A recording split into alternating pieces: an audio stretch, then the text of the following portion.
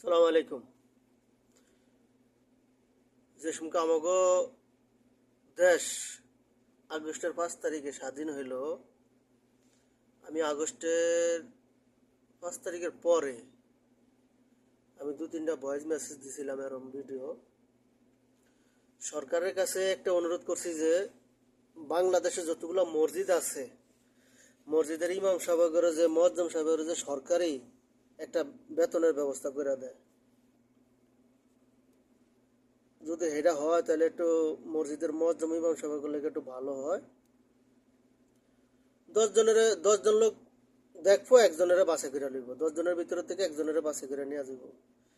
যদি হয়, সরকারের কাছে একটা অনুরোধ, বাংলাদেশে যারা মসজিদের ইমাম সাহেব মুয়াজ্জিম সাহেব, তা করে যে সরকারে যে একটা বেতনের একটা ব্যবস্থা করে দেয় ভাতার। অথবা যদি সরকারি চাকরিটা যদি সরকারে না দিতে পারে মুয়াজ্জিম সাহেবের ইমাম সাহেবের, তাহলে হ্যাঁ করে যে একটা সরকারি ভাতা করে দেয় সরকারে একটা, যেমন মুয়াজ্জিম সাহেব যেমন বর্তমানে বৃদ্ধা ভাতা দেয় না, সে ম্যাডাম যে প্রতি মাসে মাসে যে একটা ভাতা পায়, মাসে 2,000 3,000 টাকা 4,000 টাকা 5,000 টাকা, এরকম একটা যে সরকারে দেয়। সরকারের কাছে একটা অনুরোধ। আর কিছু কিছু এতিমখানা আছে, এতিমখানায় যে কিছু সরকারের সাহায্য করে। আর বাংলাদেশে যে মন্দিরগুলো আছে, মন্দিরে যে ভালো ভালো পণ্ডিতগুলো আছে, তা করে যে একটা সরকারের একটা ব্যবস্থা করে দেয়। মানে এরা যে সরকারের একটা বছর শেষে যেমন একটা মানুষে চাকরি শেষে একটা রিটায়ার হয় না, এরম যে এই সময় একটা জবতলি আল্লাহ বাঁচায় রাখে, ওরা যেভাবে জিনিসটা পায়।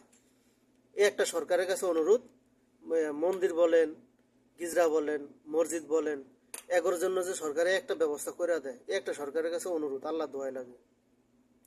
দেখেন, যারা মসজিদের ইমাম সাহেব, এরা যদি বস হয়ে যায় না, তা করে মসজিদের থেকে সরাইয়া দেয়। যার পোলাপাইন আছে এখন পোলাপাইনটা খাওয়ায়, যার পোলাপাইন নাই গরিব মানুষ খাইতে পারে না, কষ্ট করে চলে। এই যে অনেক সময় কিছু কিছু ভিডিও দেখি, অনেক কষ্ট করে চলে মসজিদের মুয়াজ্জিম ইমাম সাহেবের 4-5 হাজার টাকা 6,000 টাকা 10,000 টাকা বেতনে কিছু হয় না। যদি পারেন আপনারা দয়া করে একটা ব্যবস্থা করে দেন সরকারের কাছে একটা অনুরোধ। আর বাংলাদেশের যদি মুয়াজ্জিম সাহেব করে একটা ব্যবস্থা করে দেয় না, তাহলে আমি মনে করি যে আল্লাহর কাছে সব পাইব, যে কোনো সরকারেও। এই একটা অনুরোধ করতে আছি, আল্লাহ দোয়াই লাগে।